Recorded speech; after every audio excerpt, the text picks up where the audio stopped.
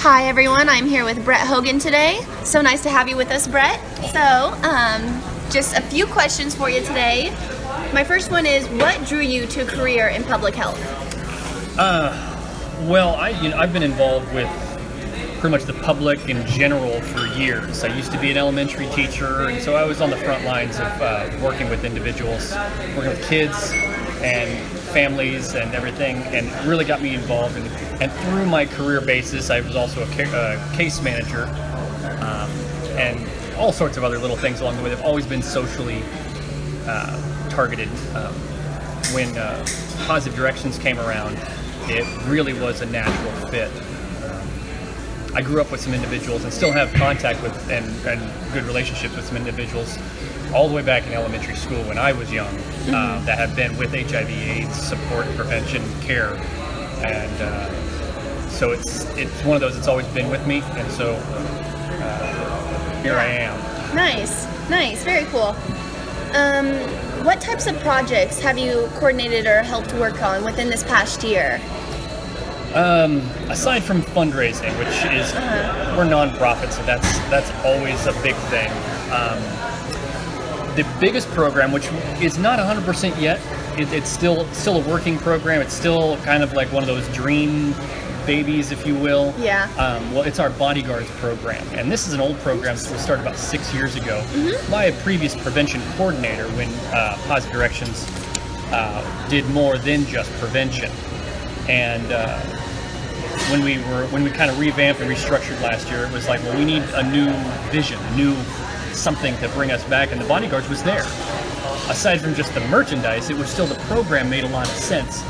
And so in redoing it, as we're focusing more on community engagement and one-on-one help, and as well as peer engagement, which were all kind of the backgrounds of the original bodyguards program, it just made a lot of sense.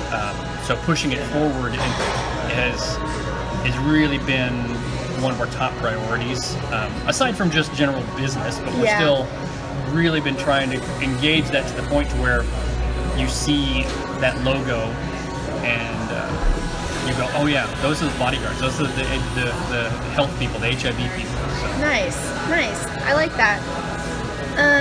The next question I have for you is, what are your future aspirations for public health? Oh, for in general? Let's in general. Well, you almost want me to get political there, but obviously is access is the biggest thing. Affordable access would be great, but access in general to everything from simple checkups to major medical and everything in between. That would be mine. Now, if we focused on Positive Directions, big goals I want to be are the PDI and the bodyguards being a Wichita staple, where instead of people saying, oh, how long have you guys existed? Oh, I just heard about this. And of course, I know we have to say we've been around for 26 years. Yeah. I'd love people, instead of myself, I would love people to be like, oh, well, this is how long. Like, they know us. They would say, oh, here's one of their condoms. Here's something they do. And that would be amazing.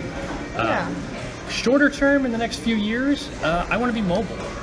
Nice. There's food trucks everywhere. You know, you can spot them everywhere. Let's say you go to Riverfest and you see one of us out talking, and we always get this. They say, where can I go get tested? Instead of saying, well, here's my card, come see me next Monday, whatever.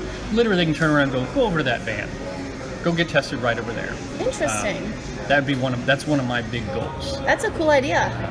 So, I mean, it's done all over the country. There's in San Francisco, you could spot their I can never keep track of the company. It changes all the time. But there's these 3 mobile homes, and you'll spot them, and they do multiple. They start as HIV, now they do all sorts of STI testing right there on the spot and everything. They don't technically have an office. They've got an area they park them at night. Interesting. We're the opposite. We have an office, and we don't have a vehicle to go out with. So it's just kind of the matter of bringing what's what's already going on in the world to Wichita. Yeah, well, and you think about it too. Right now, I've got one line and I'm fishing in an ocean. Well, why don't I just take my boat out to where the fish are? Exactly. And that's one big thing is people have a hard time getting to us. Kind of like going to the people. Correct. Yeah. If someone says it's at this place, well, I want to be able to go. Yeah. And right now, that's a little difficult. Yeah, that's a great idea. I love that. The next question I have for you is, what are some of the challenges that you've encountered when it comes to public health? Public health in general, the biggest thing I come across is the dilemma that is HIV. I've heard a lot of people say, "Oh, that's still around." Oh, didn't that go away?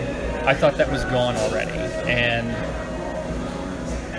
that's one of those sad things because it never has, and in fact, it's never even diminished. And that's people think it just went away and we don't have it anymore. Didn't they cure that? I mean, just amazing stuff. It's a matter of people not talking about it enough. It's not on TV.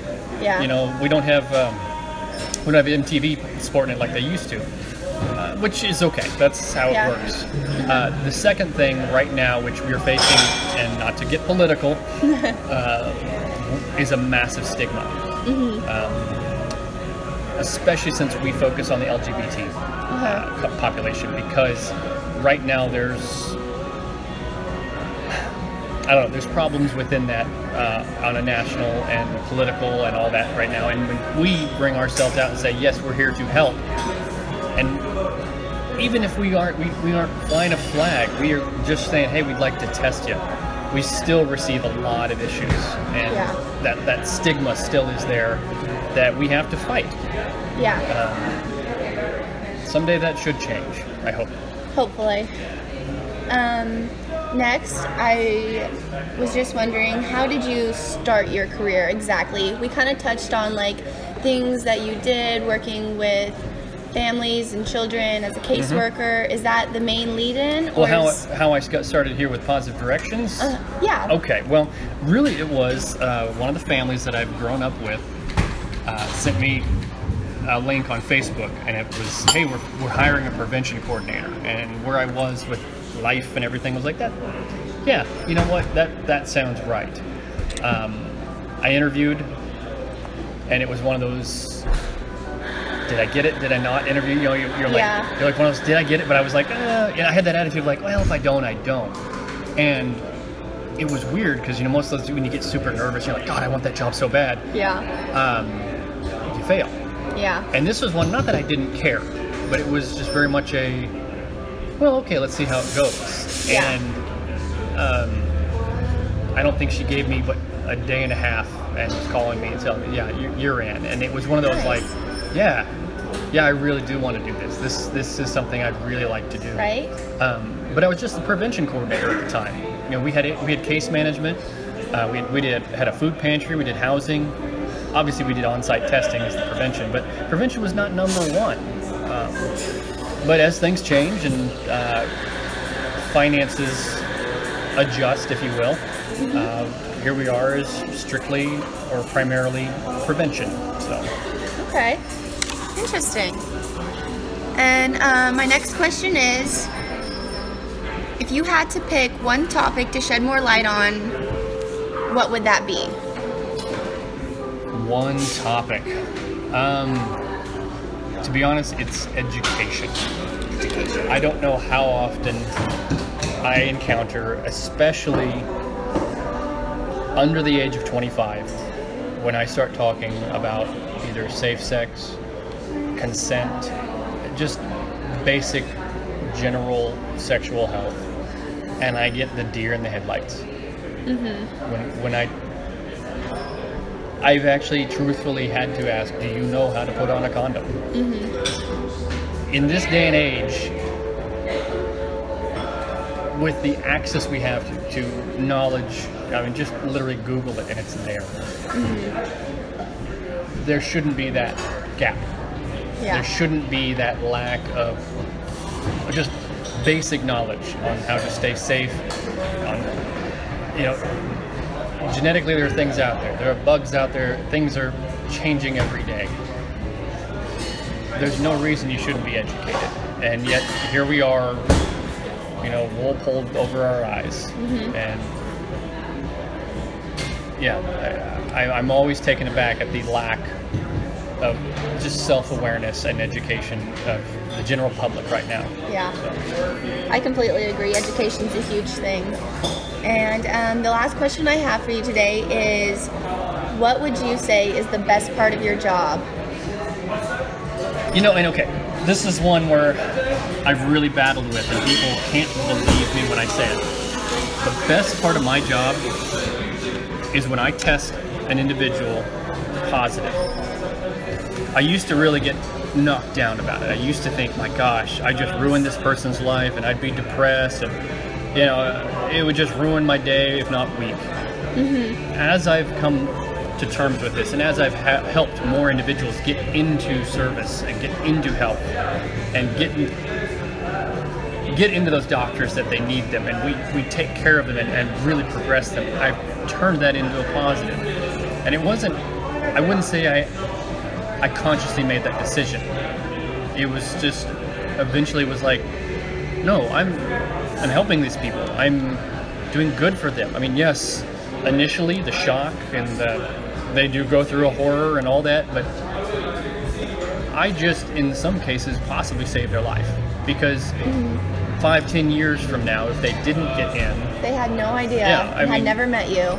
Oh yeah, and they could, a pneumonia would hit them or something would hit them, and it would take them.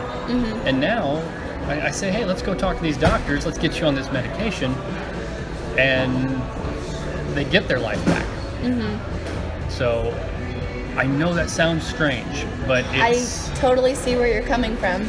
But yeah, it's that whole, when I come back from dropping off, because I take them to the next step, and when I'm coming back to the office after dropping them off and putting them into the next hands,